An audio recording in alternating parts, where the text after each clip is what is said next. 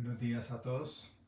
Continuamos con nuestro estudio del Sri Ramacharita-Manas de Goswami Tulsidas Ji, en donde recibimos enseñanza práctica y directa de la divinidad sobre cuál es la filosofía que debe regir nuestra vida mientras estamos en este plano.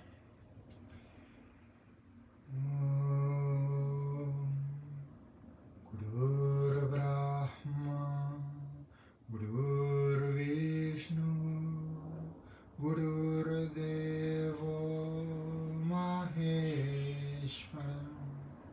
Gurur Sakshat Param Brahma, Tasmai Shri Gurave Namah.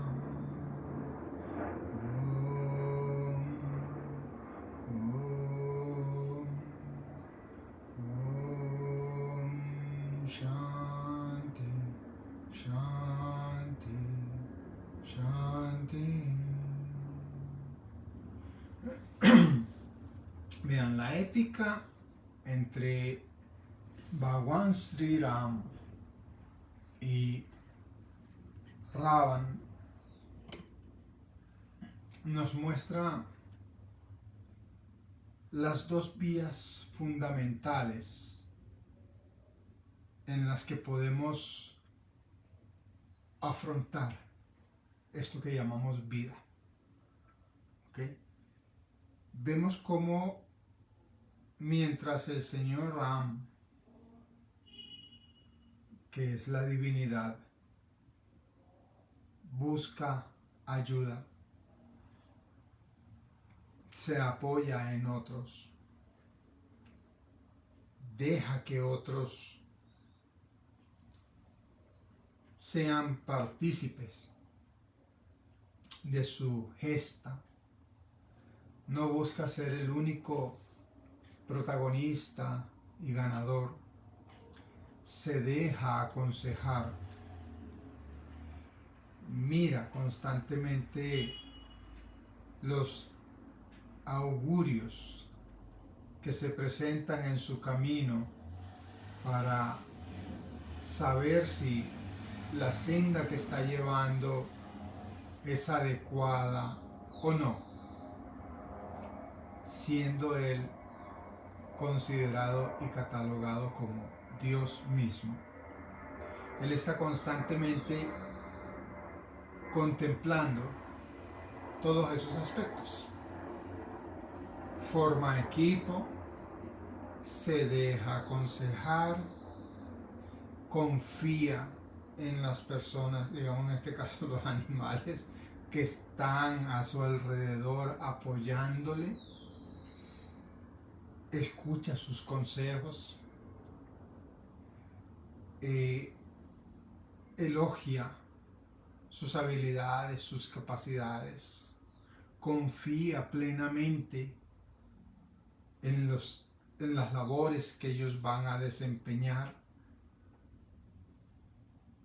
Por el otro lado, tenemos a Ravan, que es catalogado como un jefe demonio. No confía en quienes tiene alrededor, no escucha consejos, es déspota, es tiránico en su trato. Llega al punto de si alguien lo quiere, según los términos de Ravan, atormentar con sus idioteces, es capaz de matarle o hacerle matar. Y teniendo esa conducta, generó miedo en sus consejeros o intereses, y debido a su sordera a escuchar consejos saludables, lo que hizo fue rodearse de aduladores. Con esta épica, la divinidad lo que quiere es enseñarnos cuáles son las dos sendas posibles a través de las cuales nosotros podemos afrontar este fenómeno maravilloso que llamamos vida. El individuo puede volverse egocéntrico, puede querer ser el héroe de la película, de su película, y acaparar los créditos y no escuchar consejo de nadie, sino creerse que es el más inteligente del mundo y de todos, y que los demás son tontos, brutos, que no tienen la capacidad que el individuo tiene de discernimiento, de toma de decisiones, y rodearse de esta manera de un círculo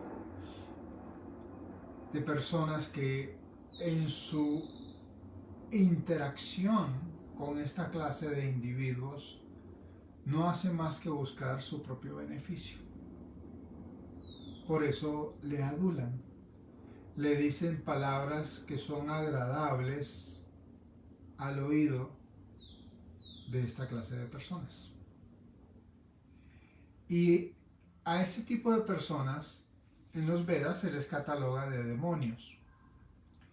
Se les cataloga de demonios porque, en primer lugar, son nocivas, dañinas y perjudiciales, no solo para quienes están en su entorno, sino para ellos mismos.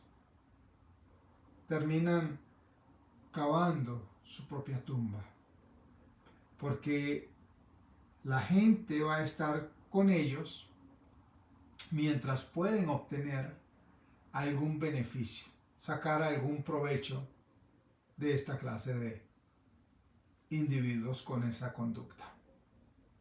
En el momento en que ellos ven que el individuo ya no puede aportarles nada, hasta ahí llega la amistad, hasta ahí llega el apoyo, hasta ahí llega la alianza. Cuando el individuo se comporta como se comportaba Bhagwan Ram, que siendo más poderoso que cualquiera de sus aliados, siempre se apoyó en las habilidades, en las capacidades y en el conocimiento de sus aliados.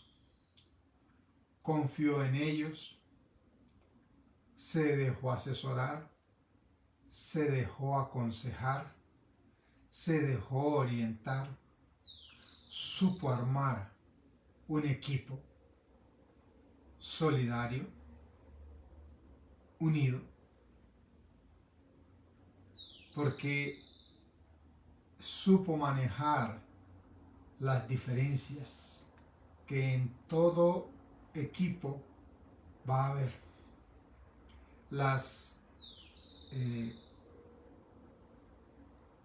los altercados, supo manejar las discrepancias que va a haber en todo equipo, escuchando a un lado y al otro, sopesando las versiones de ambos y permitiendo que cada quien mostrara e hiciera valer su punto de vista. Entonces, cuando nosotros vivimos la vida de esa manera, vamos a vivir una vida celestial, porque la cantidad de inconvenientes, de problemas, de conflictos que vamos a tener va a ser infinitamente menor a que si yo quiero hacer que los demás vean mi punto de vista e imponerles mi punto de vista. Porque a fin de cuentas, como nos enseña la divinidad, es de humanos el errar. Y mientras tú tengas un cuerpo físico humano, seas una persona humana, vas a cometer errores. Bhagwan Ram mismo, siendo Dios manifestado en un cuerpo físico humano, cometió errores. Porque la ley universal dice, es de humanos el errar. Y la divinidad, cuando se manifiesta, ella no viene a violar las leyes universales, sino que todo lo contrario, viene a cumplirlas. Para mostrarnos que siendo un ser humano y siguiendo las leyes universales, supeditándose a ellas, obedeciéndolas, igual se alcanza la divinidad. Porque si la divinidad viniera a estar por encima de las leyes, entonces todos los demás seres humanos estaríamos condenados a nunca alcanzar nuestra divinidad. Por eso es que Dios, cuando se manifiesta, Él cumple las leyes, Él comete errores, se permite el lujo de cometer errores, Él pasa vicisitudes, pasa inconvenientes, pasa situaciones, pasa problemas, porque el objetivo es ese: mostrarnos a todos los demás pobres mortales que aún con todas las vicisitudes, con todos los inconvenientes, con todos los problemas, con todas las situaciones que afronta, su divinidad igual es alcanzada. Con eso nos traza un camino. Y por esa razón el Ramayana es esa obra tan hermosa, porque nos muestra las dos sendas en las cuales yo puedo afrontar esta vida. O yo puedo distanciarme de Dios y creer y confiar únicamente en mis potencialidades, en mis habilidades, en mis capacidades, y ponerme a batallar en la vida siendo yo el protagonista, el héroe de mi batalla. O yo puedo afrontar la vida con sus desafíos, con sus retos, con sus vicisitudes, conformando un equipo y dejando que cada uno de los miembros de ese equipo que yo conforme gane batallas y se lleve los méritos de esas batallas que libró y ganó. No queriendo ser yo el único héroe de mi película, sino permitiendo que muchos otros de mis asociados, ojalá todos, sean héroes en mi película. Y dedicarme a honrarles sus victorias, sus acciones heroicas, alabárselas, reconocerles su valía, agradecerles su aporte a mi vida, su gran contribución a hacer que mi vida sea más fluida, más llevadera, más disfrutable.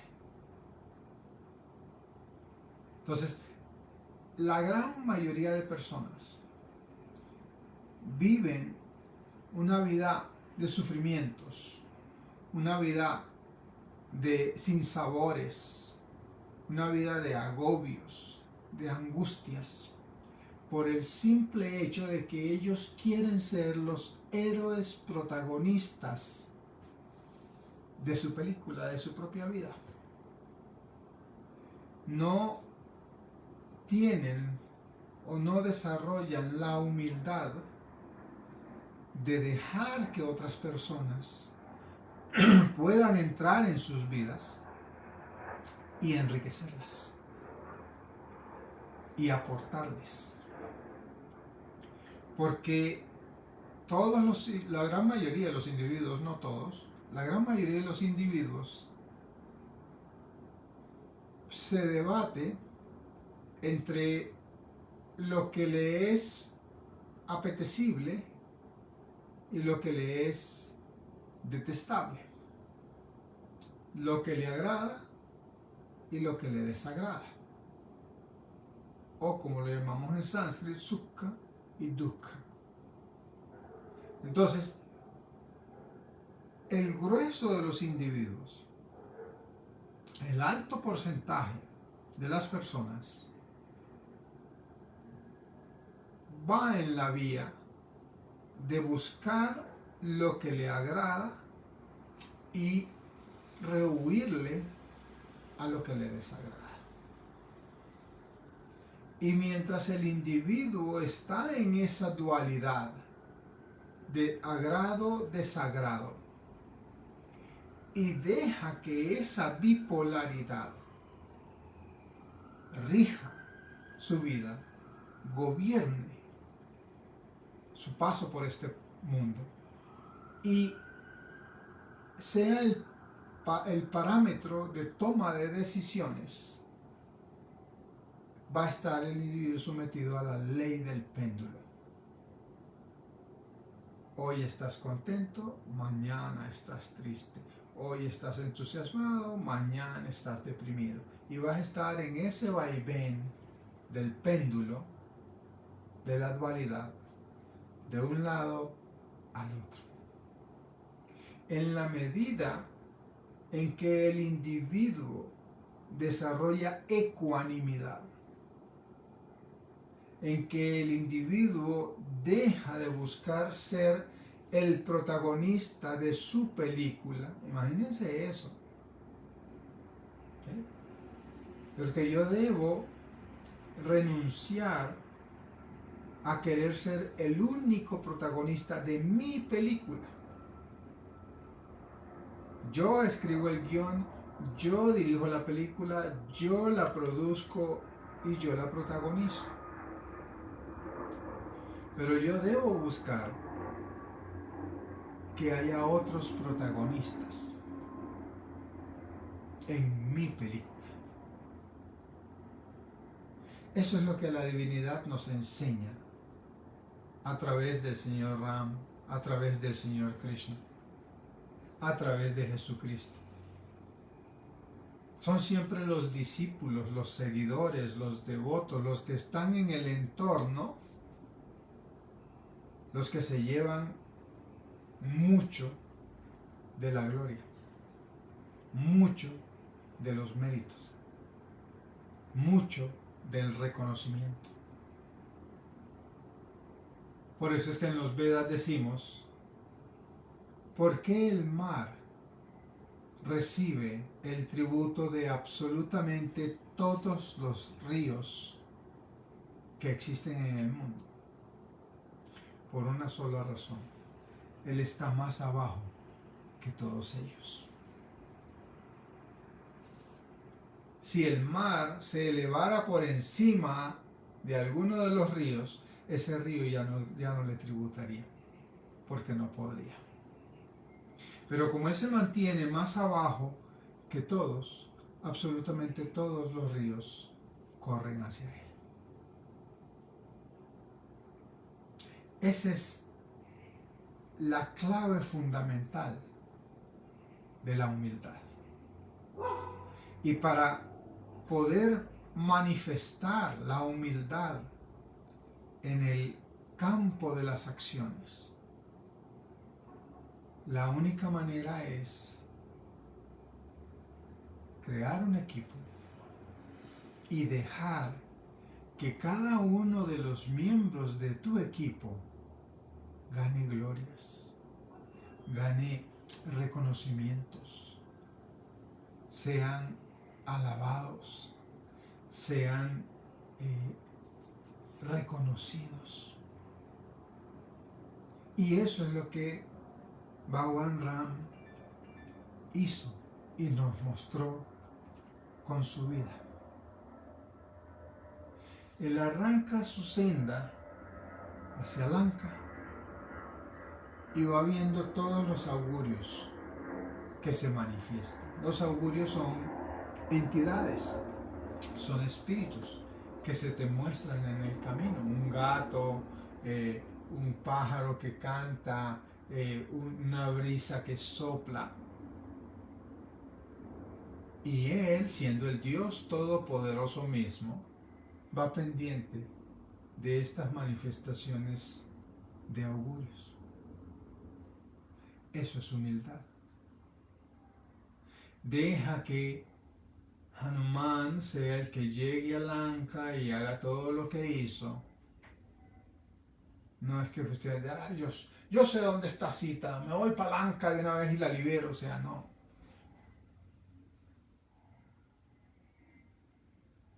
Hay personas que quieren ayudarnos. Hay personas que quieren servirnos. Hay personas que quieren apoyarnos. Y muchas veces el individuo se cierra esas puertas a sí mismo por no dejarse ayudar, por no dejarse orientar, porque no quiere generar una deuda, un compromiso, porque no quiere escuchar sino lo que quiere escuchar.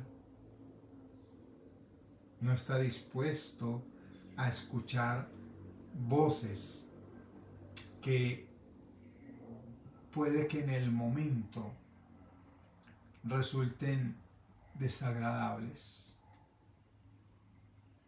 Pero como se enseña en los Vedas, la mejor medicina es la amarga.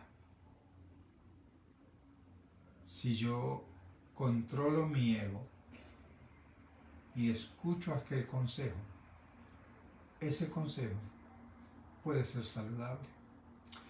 Si controlo mi ego y escucho aquella crítica, esa crítica puede terminar convirtiéndose en un consejo que me sirvió para mi crecimiento y mi automejoramiento. Pero como el ego es tan sobrecogedor, tan envolvente, la gran mayoría de las personas no queremos escuchar un consejo saludable. No queremos escuchar una crítica. Porque es que esa persona me cae mal y yo le caigo mal, así que lo que me va a decir es una insensatez porque yo le caigo mal. Y como a mí me cae mal, yo no quiero escucharla. Ahí cerramos la puerta a la posibilidad del crecimiento, del desarrollo. ¿Por qué? Porque entonces tenemos otra tendencia, otro vasana que juega en contra nuestra.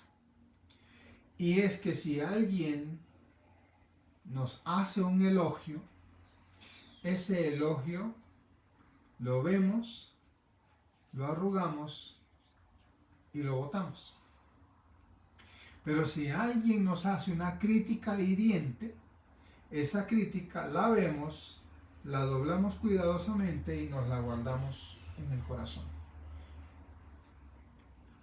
Y cuando volvemos a ver a esa persona, inmediatamente sacamos la crítica hiriente que hizo y volvemos a verla, la doblamos cuidadosamente y la seguimos guardando en el corazón. cuando debió ser todo lo contrario.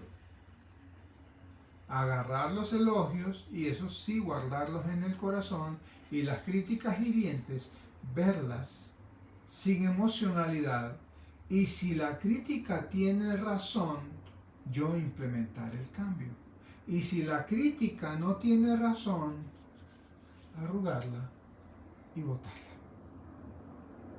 La crítica tiene un solo sentido, un solo beneficio, y es que si yo la veo sin emocionalidades y veo que realmente es una crítica acertada, así sea dicha de la manera más asquerosa posible, si es una crítica acertada, va a ser un instrumento para mi mejoramiento personal.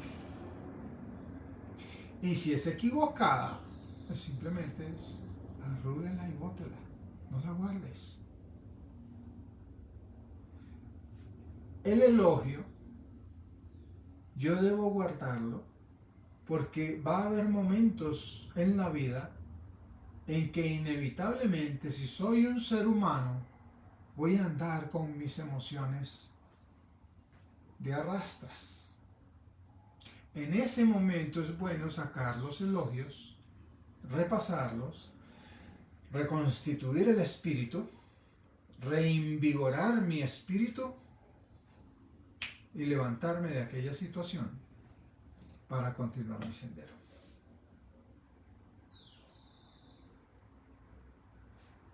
Esas son las dos sendas bajo las cuales nosotros podemos vivir en este mundo.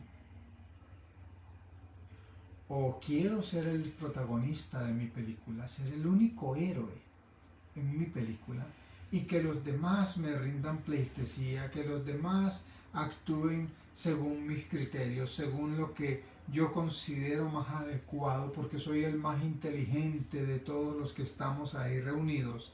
Y entonces termino rodeado de aduladores e interesados y voy a vivir de decepción en decepción, de frustración en frustración, de sufrimiento en sufrimiento. O busco tener muchos protagonistas en mi película, me rodeo de un equipo, dejo que cada uno se lleve sus méritos, se lleve sus glorias, se lleve sus reconocimientos, se gane sus alabanzas, sin envidias, sin estar yo, ay, pero yo fui el que le dije que hiciera, no. Déjale en su momento de gloria, que lo disfrute. Si te lo reconoce, bien, bravo por esa persona. No te lo reconoce, bien, bravo. Porque esa es la humildad. En la medida en que el individuo se da cuenta que este mundo es plano, que no hay absolutamente nadie mejor ni nadie peor que nadie, que toda persona tiene una historia tras de sí, que toda persona merece respeto, admiración, consideración, porque en algún aspecto esa persona es mejor que uno, en algún aspecto, cualquiera que sea, esa persona es mejor que uno. Siempre, por muy inferior que sea alguien comparado contigo, hay por lo menos un aspecto en el que esa persona es mejor que tú. Y en ese sentido, esa persona es superior a ti. Todo ser humano es mejor que otro en algún aspecto. Así que la humildad que uno debe desarrollar para vivir en este mundo y llevar una vida como decía mi amado Gurudeva, vivir como un rey y morir como un soldado es entender que por muy inteligente, capaz, versátil que tú seas, en la medida en que dejes que otras personas lleguen a tu vida y las dejes ser partícipes de la misma y que se lleven sus glorias, sus alabanzas, sus elogios, en esa misma medida tú vas a ir generando sociedades fuertes, alianzas firmes y leales. En la medida en que tú dejes de querer ver únicamente lo que es agradable para ti y darle la espalda a lo que es desagradable para ti y empieces a contemplar todo con ecuanimidad. Como se dice en los Vedas, el ser espiritual, el Mahatma, ve todo con un mismo ojo. No significa que uno se vuelva un cíclope que tiene un solo ojo y con ese único ojo ve todo, no. Es esa ecuanimidad. Ver todo exactamente igual. Lo agradable y lo desagradable. Por eso Maharaja Tulsidas en el libro dice, la quincena de luz o iluminada de la luna y la quincena oscura de la luna tiene exactamente la misma cantidad de luz. No es que la luna creciente y llena esté más iluminada que la luna menguante y nueva. No, recibe la misma cantidad de luz de parte del sol.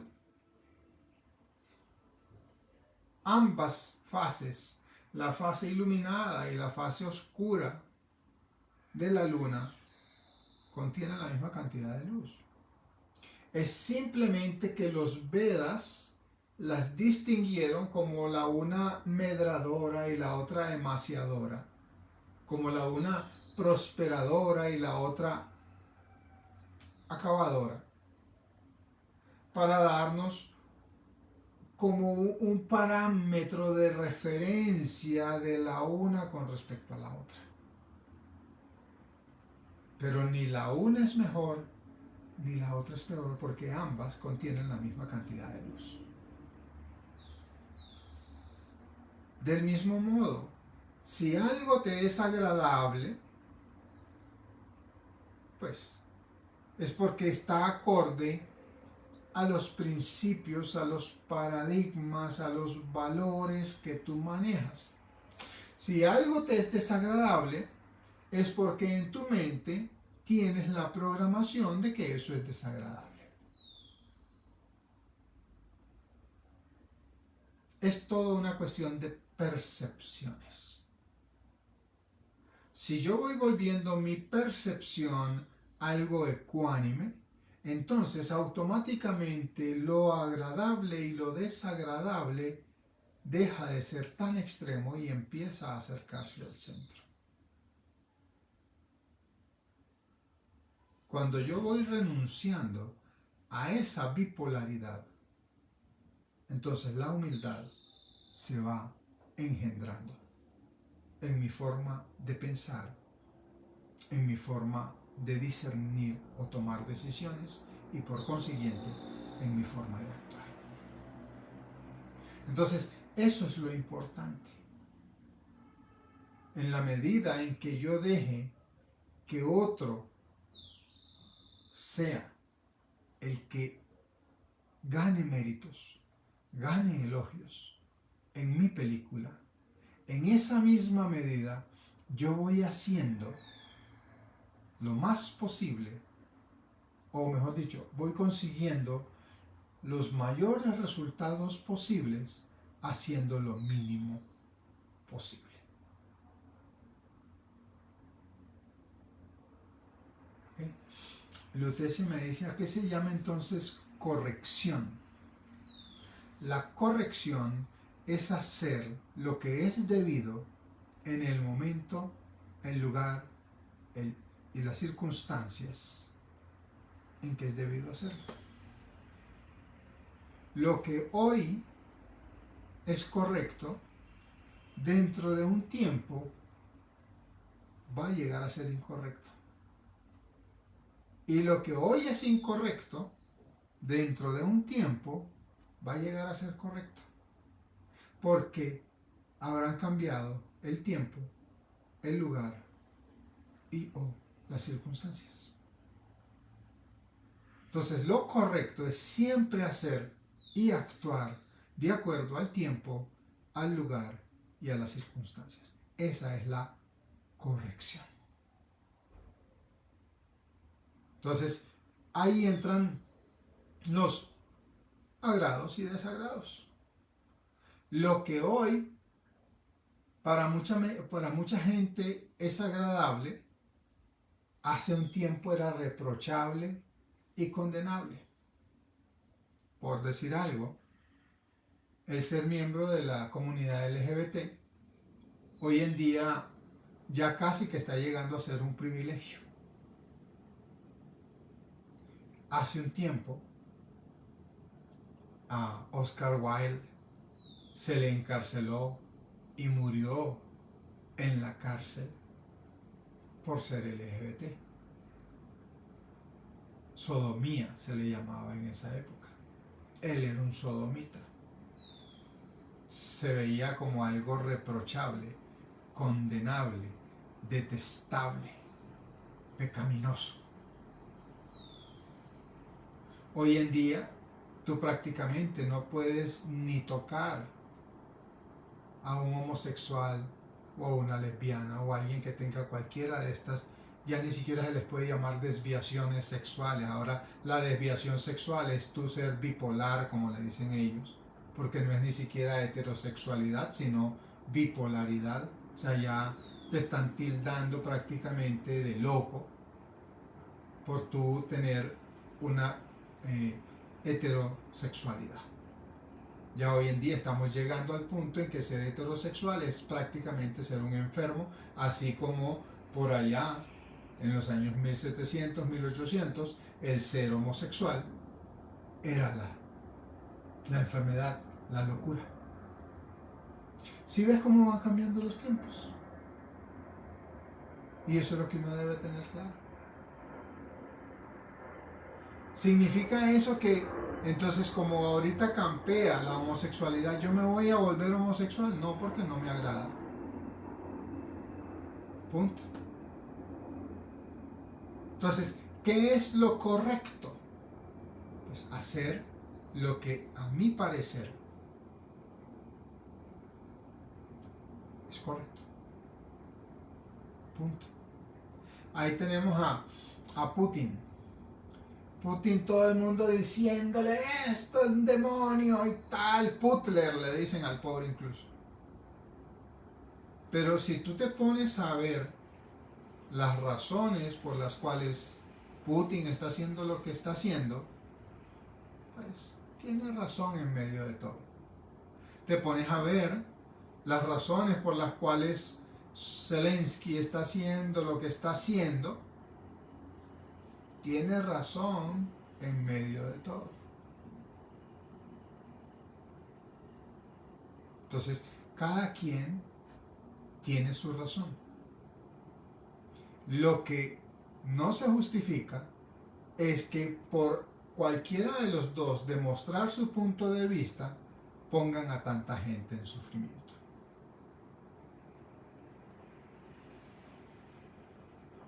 Por eso debemos tener claro eso. ¿Qué tanto yo estoy poniendo en sufrimiento a mi gente por yo querer tener la razón? Ahora, si la razón que me asiste es la razón que asiste a mi pueblo y mi pueblo está de acuerdo conmigo, Vamos para adelante. Porque de ahí para allá, ¿qué es la vida y qué es la muerte? A fin de cuentas, el fin de todos estos cuerpos, si nosotros miramos a futuro, en los próximos 180 años, ninguno de los que estamos en este momento aquí reunidos va a estar aquí. Ninguno. Y muchos ya habremos sido olvidados. Entonces, ¿qué es la vida y qué es la muerte? Por esa razón, la fase fundamental o la virtud fundamental que uno debe desarrollar es la humildad. De yo permitir que otras personas se lleven las glorias, las alabanzas, los vítores en mi película. Eso es lo que nos enseña el señor Ram a través de su vida. Ravan, por su lado, quería ser él el único héroe. Que todos le rindieran pleitesía, que todos estuvieran a sus pies.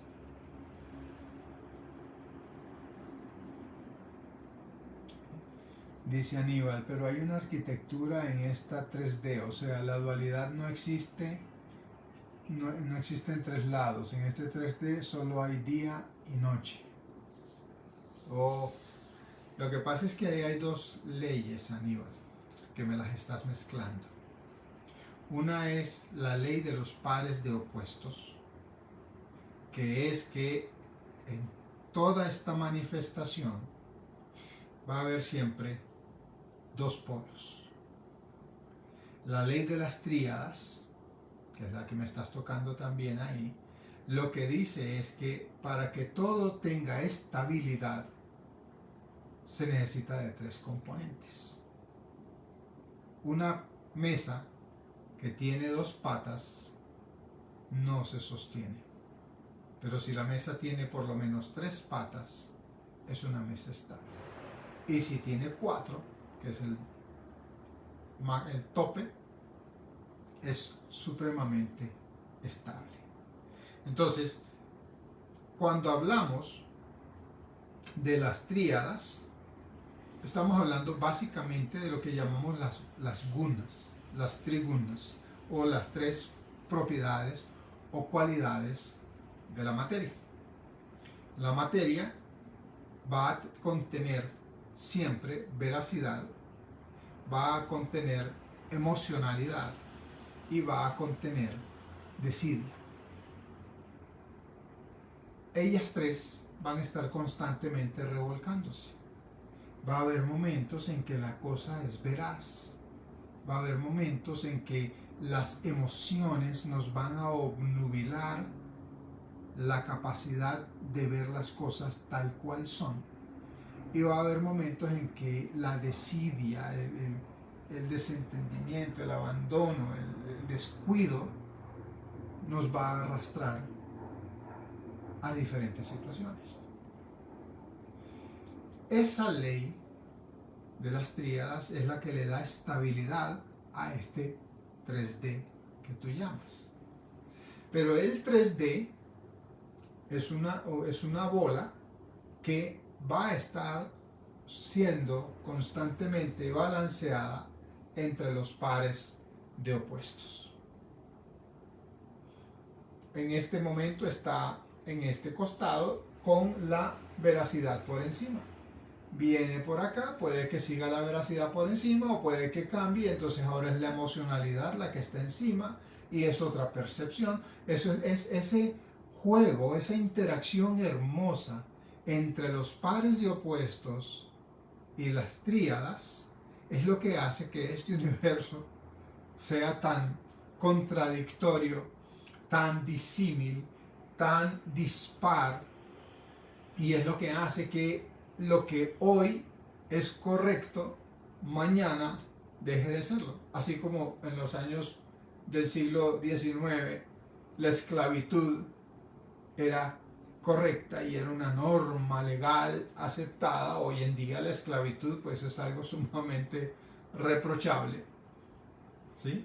Porque cambiaron los tiempos, y lo que era antes no solo permitido, sino que era casi que obligatorio. ¿Sí? O sea, si tú eras blanco en los años 1700, 1800 y heredabas una finca, porque en esa época era la época feudal de los terratenientes, y tú heredabas una finca y no querías tener los esclavos, prácticamente a ti se te iba a juzgar como un enajenado mental, un loco.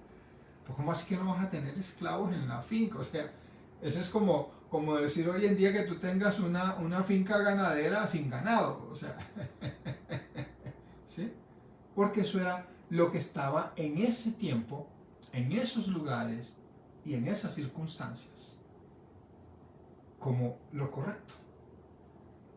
Hoy en día, pensar en la posibilidad de que tú tengas, Aníbal, una finca con esclavos, o sea, tú paras preso, ¿me entiendes? Entonces, esa interacción de los pares de opuestos con las tres propiedades, o con la ley de las tríadas, porque no es nada más las propiedades de la materia. Hay tres mundos: el mundo acuático, el mundo rocoso o sólido y el mundo etéreo o el akash, el mundo aéreo. Por eso tienes criaturas acuáticas, tienes criaturas terrestres y tenemos criaturas aéreas, la creación alada, los que vuelan. ¿Sí? Tu cuerpo está contenido de agua, de músculos firmes y de aire. En todo tu cuerpo hay los tres mundos. Porque eso es lo que le da estabilidad. Si yo le quito uno de los tres componentes a tu cuerpo físico, ese cuerpo es insostenible.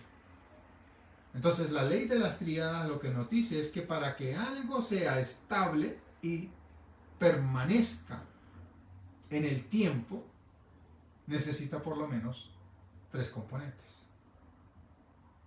La ley de la dualidad o de los pares de opuestos nos dice que para que la manifestación pueda expandirse, necesita de dos polos, opuestos y complementarios entre sí. Eso es lo que hace que cuando yo empiezo a generar los dos polos, digamos esto es el universo, ¿sí? Si yo empiezo a jalar y a generar los dos polos, entonces la expansión del universo comienza a darse. Pero para que esa expansión se dé, aquí adentro deben revolcarse tres componentes en todo momento. Esto debe girar en tres direcciones en todo momento, mientras se mueve de un extremo al otro de los pares de opuestos. Espero haberte podido aclarar tu inquietud. Si hay alguna otra pregunta, si no, dejamos por hoy ahí. Espero haberles podido mostrar las dos sendas en las cuales podemos y vamos. O sea, tú agarras a todas las personas de este planeta y o están en una, o están en la otra, o, como son tres, están en la alternancia entre una y la otra. A ratos son espirituales, a ratos materiales, y esos son los que están peor en el péndulo, porque es triste, pero cierto.